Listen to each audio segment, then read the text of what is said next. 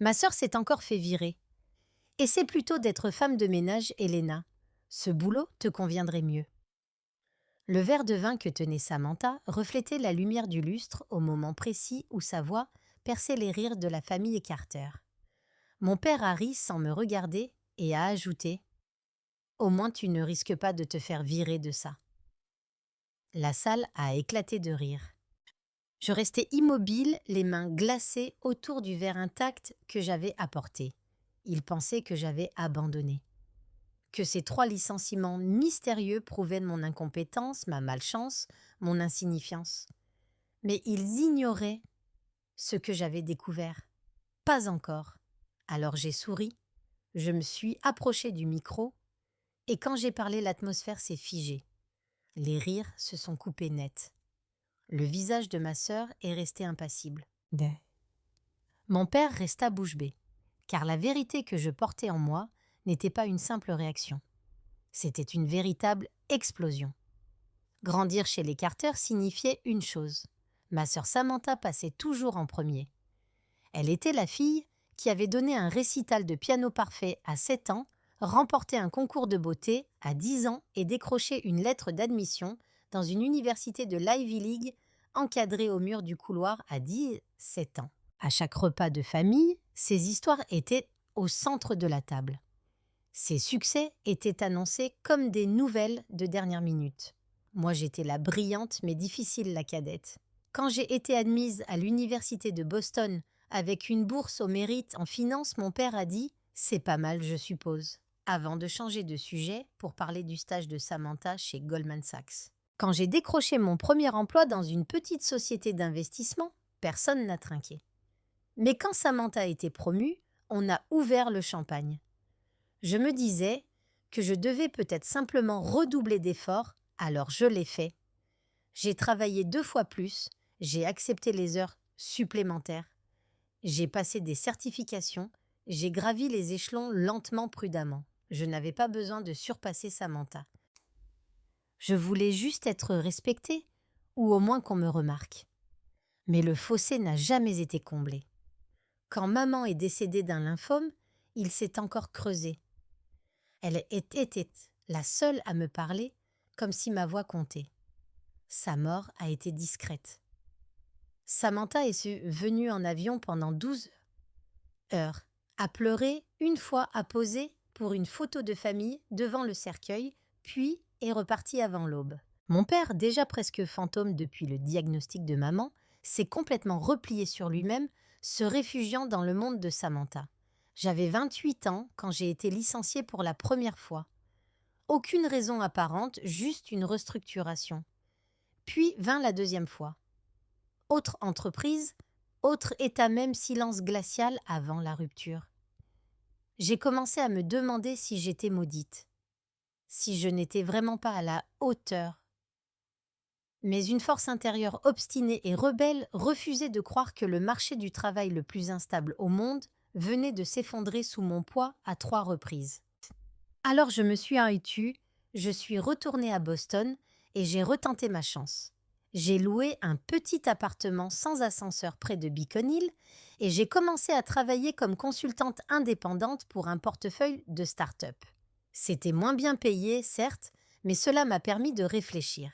Et peu à peu, les choses ont cessé de me paraître aléatoires. Il y avait des murmures lors des entretiens de départ, des courriels étranges, des RH et même un message anonyme dans mes spams.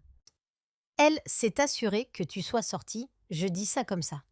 Je n'en étais pas certain à l'époque, mais au fond de moi, je savais de qui il s'agissait, car quand Samantha souriait, ce n'était jamais avec les yeux. Et j'avais vu ce sourire narquois bien trop souvent quand j'avais trébuché.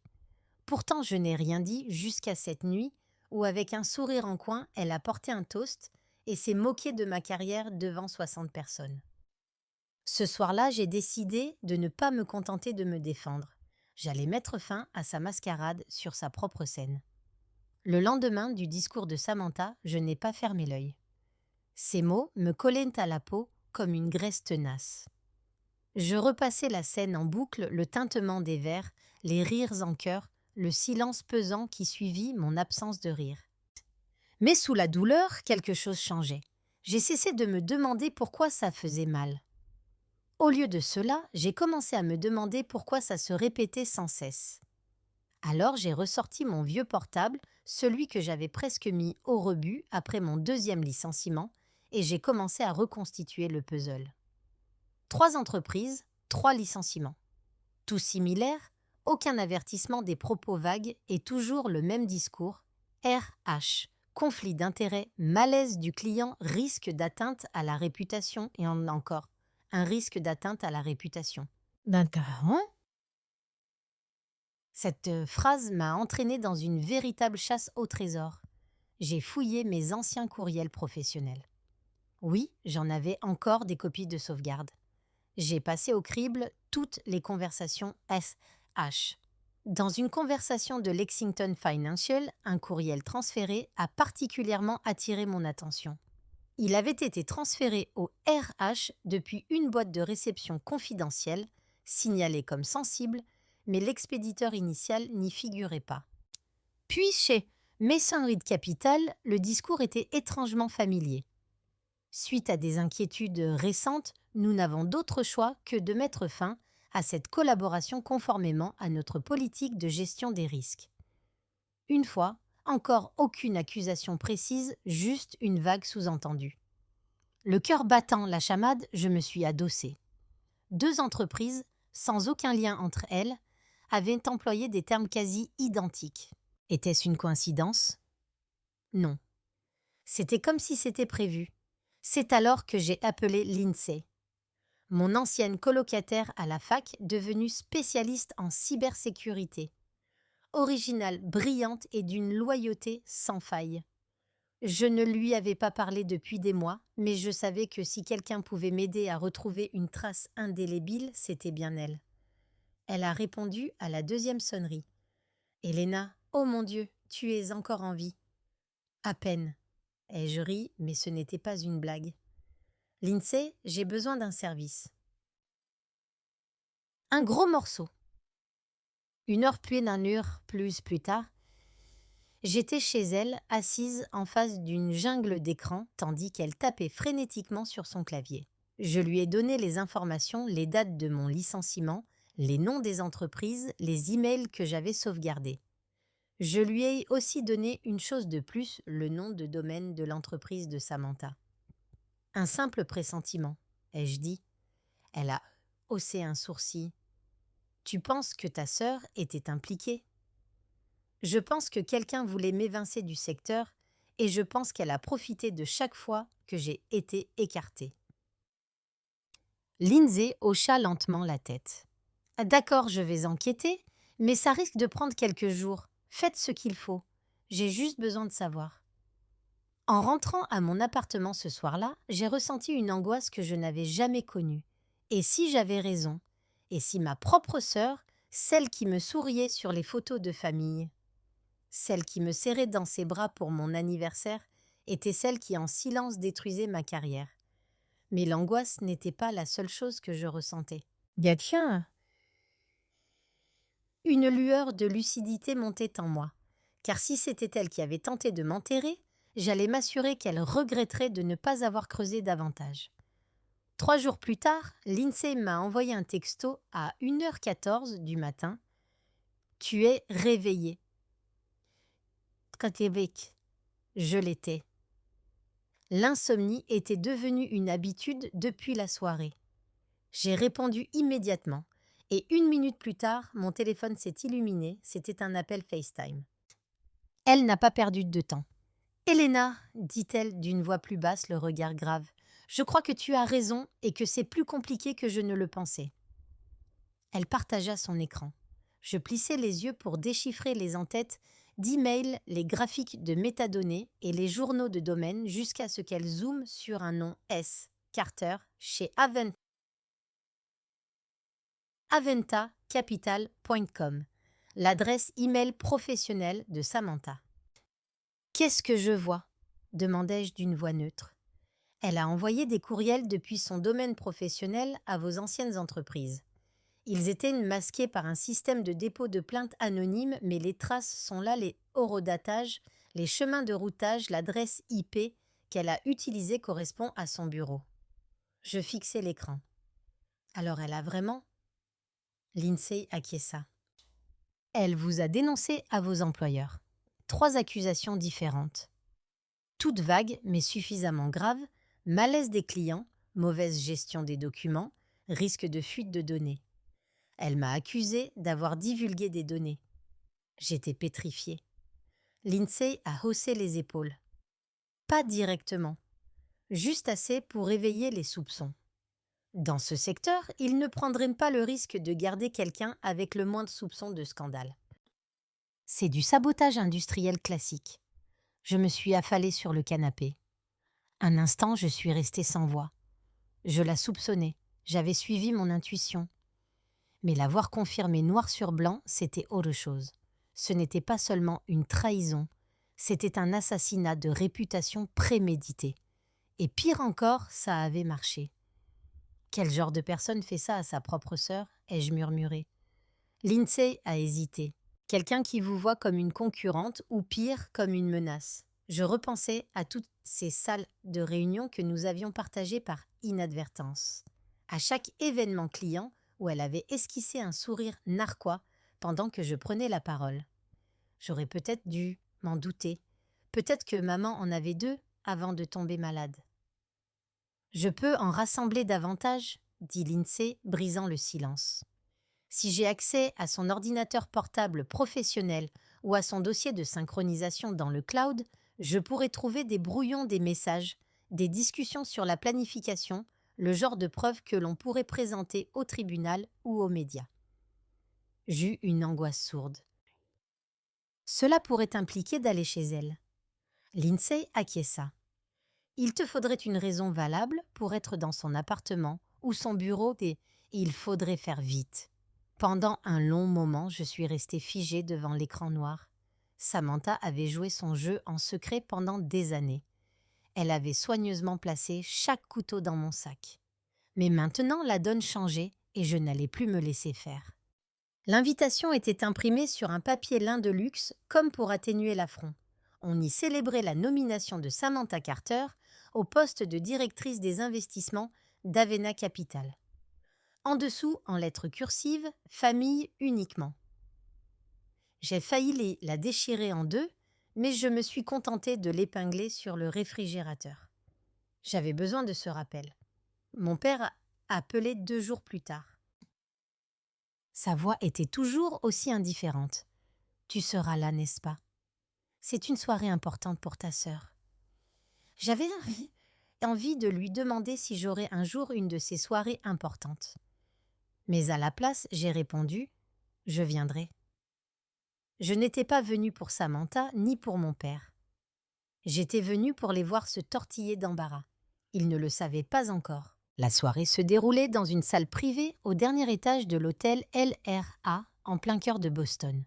Tout y était empreint de prestige quatuor à cordes soigneusement sélectionnées, pyramides de champagne et rires forcés résonnant sur le sol en marbre.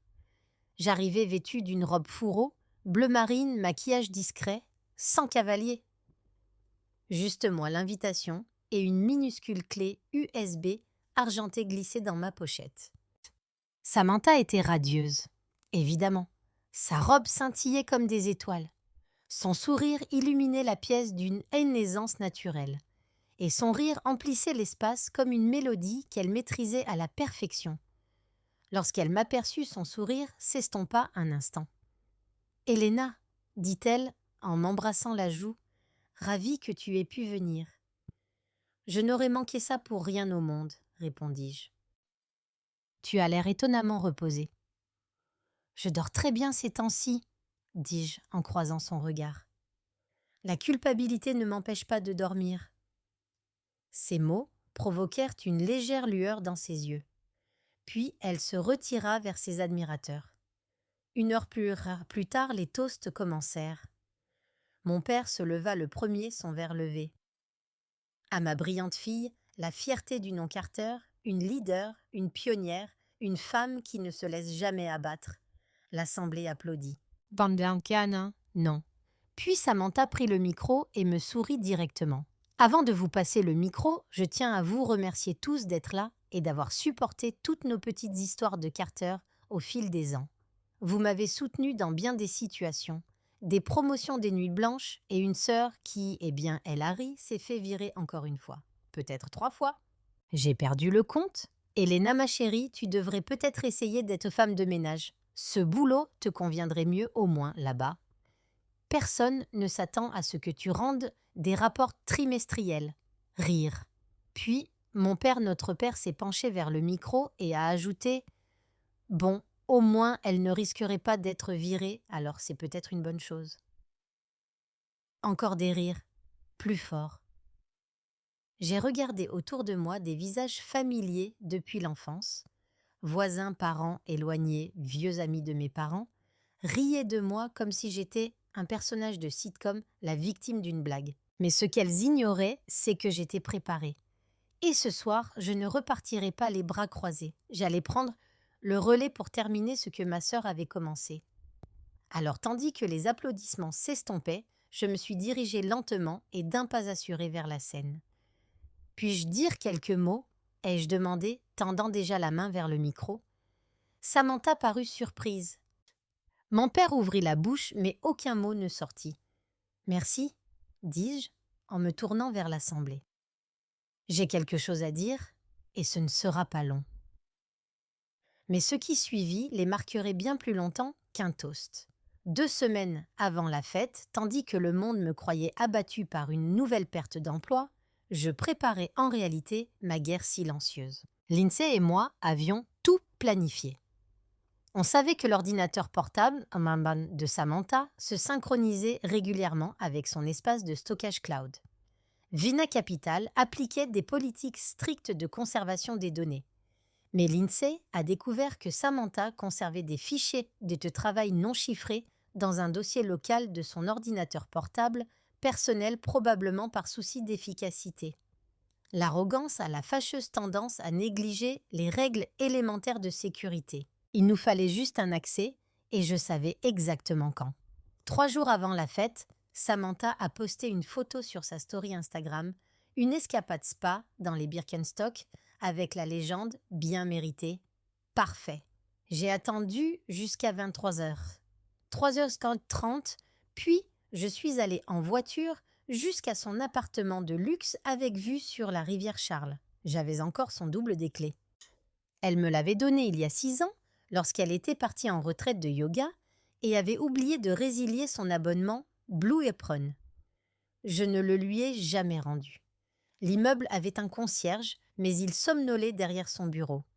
Je suis entrée comme si de rien n'était, j'ai pris l'ascenseur jusqu'au 12e étage et je suis allée chez elle. Tout était impeccable, trop impeccable. Un minimalisme soigneusement agencé, taillé pour l'exposition, pas pour le foyer. Son ordinateur portable trônait sur le comptoir en marbre branché en charge. J'adressais un merci silencieux à la coiffeuse de Samantha. Je branchais la clé USB de Lindsay, programmée pour analyser les fils de discussion, les brouillons d'emails, les fichiers supprimés, les traces du cache et les journaux du cloud. L'écran s'illumina de dossiers, les uns après les autres, et bientôt des mots-clés apparurent sur l'interface de Lindsay de retour chez elle. Elena Carter, 17 résultats. Risque d'atteinte à la réputation, 6 signalements. RH anonyme, 3 brouillons d'email. Signalement de conflit d'intérêts via Vena, un fichier principal. J'ai ouvert l'un des brouillons. Nous sommes préoccupés par le comportement de Mademoiselle Carter avec des clients sensibles. Elle a tendance à divulguer trop de détails stratégiques.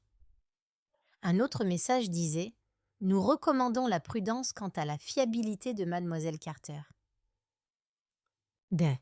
Des problèmes d'éthique avaient déjà été soulevés. Le langage était suffisamment précis et vague pour échapper à toute responsabilité, mais assez virulent pour nuire à sa réputation. Elle n'en avait signé aucun, mais ils étaient rédigés, enregistrés et modifiés sur son ordinateur. Et là, j'ai découvert le clou du spectacle, un tableau Excel retraçant mon parcours professionnel avec un code couleur et le nom de l'entreprise en gras en haut de page. Si elle réapparaît ici, envoyez-lui des suggestions note par note. Envoyez-lui des suggestions comme si j'étais un parasite à gérer. J'ai tout copié, chaque email, chaque brouillon, chaque version. Le voyant USB a clignoté en vert, transfert terminé. J'ai effacé toute trace, éjecté la clé et remis son ordinateur portable exactement à sa place. Avant de partir, j'ai jeté un dernier coup d'œil à son appartement. Les articles encadrés, les livres de développement personnel aux couvertures intactes, la corbeille de fruits toujours pleine. Sa vie paraissait si parfaite en apparence, mais j'avais désormais les preuves de ce sur quoi elle reposait manipulation, sabotage et emprise. En sortant dans l'air froid de la nuit, je n'ai pas frissonné, car pour la première fois, depuis des années, je ne me contentais pas de survivre. Je me préparais à frapper. J'ai pris le micro d'une main assurée. « Merci pour vos paroles chaleureuses ce soir », ai-je commencé, laissant ma voix porter. C'est vrai. J'ai été licenciée non pas une mais 3 fois, et ça a été humiliant, douloureux et pendant un temps déroutant. J'ai laissé le temps à l'assistance de réagir. L'assistance s'est agitée mal à l'aise. Certains m'ont jeté des regards compatissants. D'autres ont souri en coin perplexe. Mais ce soir, ai-je poursuivi, j'aimerais vous raconter ce qui s'est réellement passé. Pas la version faite de ragots et de sourires en coin, la vérité. Samantha s'est raidie son verre de vin, suspendu en l'air. Voyez-vous, ai-je dit en sortant un petit dossier de ma pochette, j'ai passé ces dernières semaines à faire ce que toute femme curieuse et désespérée ferait enquêter. Je me suis tournée vers la foule et j'ai découvert quelque chose d'étonnant. Mes 3 licenciements n'étaient pas le fruit du hasard. Ils étaient planifiés, orchestrés. Quelques soupirs, quelques rires gênés. Mon père s'est raclé la gorge. Samantha a plissé les yeux. J'ai ouvert le dossier. Email, brouillon, chronologie, même des notes de service d'attaque au nom de code, tout était enregistré sur un ordinateur portable personnel. Je me suis tournée vers ma sœur. « Samantha, tu devrais peut-être t'asseoir pour la suite. » Elle n'a pas bougé. J'ai brandi une copie imprimée. « En voici une. Si elle réapparaît, diffusez la note de suggestion. 2. Vos mots, pas ceux des RH. » Les vôtres. Un murmure a parcouru la pièce, comme une vague qui se retire avant de s'écraser. Samantha s'est avancée, essayant de garder son calme. « Elena, je ne sais pas ce que tu crois avoir trouvé, mais ce n'est pas le moment.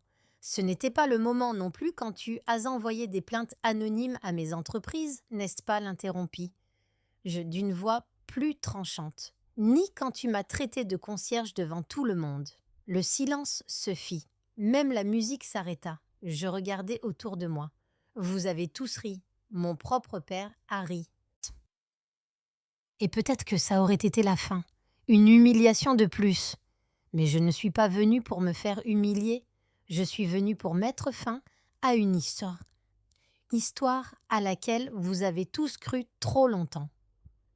J'ai brandi une clé USB. Elle contient tous les fichiers, toutes les fausses plaintes, tous les brouillons, toutes les dates et elle a déjà été transmise au comité d'éthique d'Aventa Capital, à 3 journalistes et 2 équipes juridiques également. Le visage de Samantha se décomposa. « Ne vous inquiétez pas, je n'ai rien fait d'illégal, mais vous devriez peut-être vérifier votre boîte mail lundi matin. » Elle ouvrit la bouche, mais aucun son n'en sortit. Je me tournai vers mon père. « Tu as toujours dit que j'étais dramatique, difficile, peut-être l'étais, mais je n'ai jamais menti.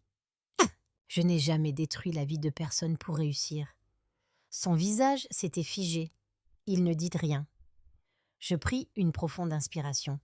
Peut-être que je ne serai jamais la préférée, peut-être que je serai toujours celle qui reste dans son coin. Mais au moins je peux dire, ceci, j'ai tout mérité. Et quand on a essayé de me le prendre, je n'ai pas cédé. J'ai riposté. J'ai posé délicatement le micro sur la table. Puis, je suis sortie.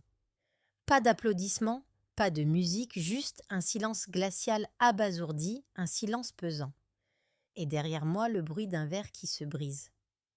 Le lendemain matin, je me suis réveillée avec 43 messages non lus. Les premiers venaient de cousins éloignés et d'anciens collègues. Je n'en avais aucune aucune idée. C'était l'acte le plus courageux que j'ai jamais vu. Samantha avait l'air d'avoir vu un fantôme. Puis vinrent les messages de personnes auxquelles je ne m'attendais pas. Un ancien responsable de Crossbridge Capital, je vous dois des excuses. Vous étiez l'un de nos esprits les plus brillants. Un recruteur dont je n'avais pas eu de nouvelles depuis des années. Si vous êtes disposé à collaborer à nouveau avec nous, nous serions ravis d'en discuter. Même un message d'une responsable RH d'Aventa Capital, bref froid mais sans équivoque. Nous lançons une enquête interne sur l'éthique. Vous pourriez être contacté et... Je n'ai répondu à aucun de ces messages. Pas encore. Au lieu de cela, je suis allée me promener le long de la rivière Charles. Le soleil se levait à peine dorant l'eau. L'air semblait plus pur, comme si le poids qui pesait sur ma poitrine depuis des années s'était enfin dissipé. Mon téléphone vibra de nouveau. Papa? J'hésitais. Je fixais son nom pendant une bonne minute avant de raccrocher. Il m'envoya aussitôt un SMS. Il faut qu'on parle. Tu nous as pris au dépourvu. Nous, pas elle. Nous. Même maintenant, alors que la preuve était imprimée, diffusée et irréfutable, j'étais toujours le problème à ses yeux. Je ne répondis pas. À midi, la nouvelle s'était répandue. Une fuite interne chez Avenena a confirmé le lancement d'un audit interne et la mise à pied de Samantha le temps de l'examen des plaintes pour manquement à l'éthique et faute professionnelle. LinkedIn s'est enflammé. Sur Twitter, dans le milieu financier, l'information a fait le tour du web. Quelqu'un a même publié une photo floue de moi quittant la soirée. Légende Helena Carter vient de réaliser le coup de maître le plus élégant de toute l'histoire des soirées financières. Je ne me sentais pas élégante. J'étais épuisée. Ce soir-là, Lindsay est arrivée avec des sushis, de la bière et un sourire narquois. « Alors tu as réduit en cendres la reine des abeilles dans sa ruche, a-t-elle dit en levant ses baguettes. Ça fait quoi? J'ai souri, mais mon sourire n'a pas atteint mes yeux. Étrange, ai-je admis. Ce n'était pas une vengeance. Pas vraiment. Je ne voulais pas la détruire, je voulais juste qu'elle arrête de me détruire. Lindsay acquiesça. Et maintenant je veux la paix, dis-je doucement. Je veux un espace où je n'ai pas à prouver que j'ai ma place. Elle fit tinter sa canette de bière contre la mienne. Alors que ce soit ton premier toast, depuis longtemps un toast sans moquerie. Nous avons mangé en silence ensuite, un silence que seuls ceux qui ont traversé des épreuves ensemble peuvent apprécier. J'ai consulté ma boîte mail une dernière fois avant de me coucher. Un courriel a attiré mon attention différent des autres. Objet. Votre histoire compte, parlons-en. Il provenait d'une femme nommée Hélène Morgan, directrice d'un nouveau programme au MIT, l'initiative pour le leadership des femmes en finance. Elle avait lu les articles sur les conséquences. Elle voulait que je prenne la parole, non pas en victime, mais pour faire entendre ma voix. 2 semaines plus tard, je me tenais à la tribune d'une salle de conférence vitrée du MIT, face à un public de jeunes femmes, carnets et ordinateurs portables, à la main le regard pétillant et plein d'espoir. Je n'étais pas là en tant que sœur de quelqu'un, ni en tant qu'échec, ni en tant que fille licenciée. J'étais Helena Carter. Je leur ai raconté mon parcours. Pas seulement le sabotage et l'humiliation, mais aussi la solitude, la honte silencieuse, le sentiment douloureux de ne jamais être à la hauteur dans une pièce remplie de personnes portant le même nom de famille. Je n'ai pas pleuré, je n'ai pas dramatisé. J'ai dit la vérité simplement, clairement et fermement. Quand j'ai eu fini, ils n'ont pas applaudi poliment. Ils restèrent 2 grenèrent debout, puis une étudiante s'approcha de moi tremblante. Elle portait un blazer trop grand et tenait un classeur rempli de CV imprimés. « J'ai peur, admit-elle. Peur, je suis trop petite pour survivre dans des pièces comme celle-ci. » Je la regardai droit dans les yeux. « Alors crée-toi ta propre chambre, dis-je doucement. Et quand tu laisseras la porte ouverte aux autres ce soir-là, en rentrant à Cambridge, dans la fraîcheur automnale, j'ai ressenti quelque chose que je n'avais pas éprouvé depuis longtemps. Mais un clapet. Non pas parce que j'avais rompu les ponts, mais parce que j'avais enfin cessé de les construire juste pour pouvoir les traverser.